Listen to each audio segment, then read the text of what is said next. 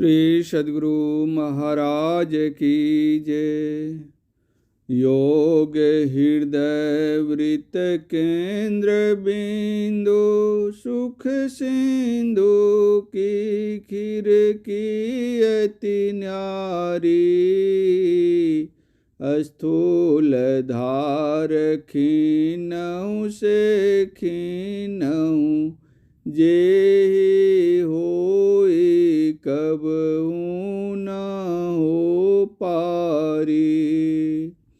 मन सहचेतन धार सुरत ही केवल पठ सके जामे जेहि हो गमनत छूटत पिंड ब्रह्मांड खंड सुधि हो जामे। अपरा परा पर क्षर अक्षर पर सगुण यगुण पर जामे हो चली पहिचानति सुरति परम प्रभु भव दुख टरि चली जामे हो। जामे पठत सुनी अनाहत शब्द की खीर की आते जो ब्रह्म ज्योति भी जामे झलकत ज्योति द्वार हो याते जो।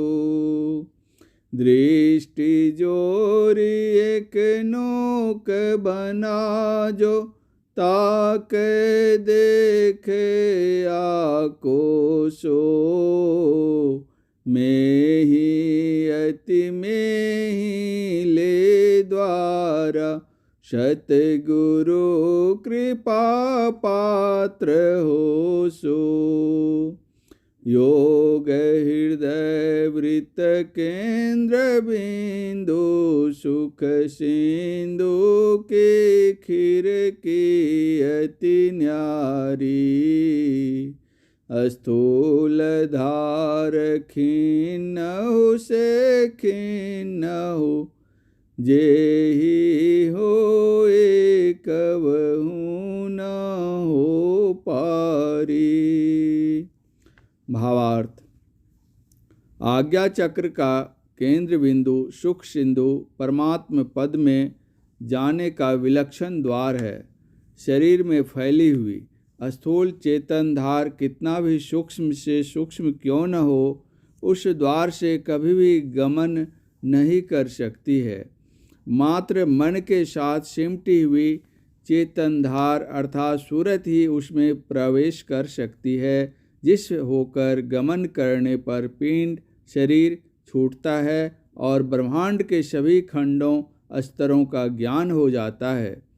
इस तरह सूरत जड़ अपरा प्रकृति और चेतन परा प्रकृति नाशवान और अविनाशी तथा सगुण और निर्गुण के पड़े पहुंचकर परम प्रभु परमात्मा की पहचान करती है, जिससे जन्म मरण का दुख मिट जाता है।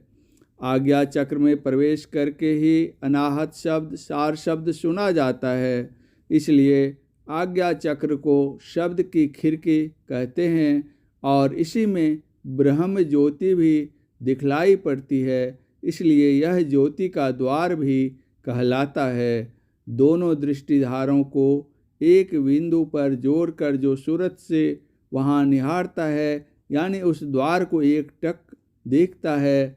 महर्षि में ही परमहंस जी महाराज कहते हैं कि वही इस अत्यंत सूक्ष्म द्वार को प्राप्त करने वाला साधक सद्गुरु का कृपा पात्र होता है। श्री सद्गुरु महाराज की जय।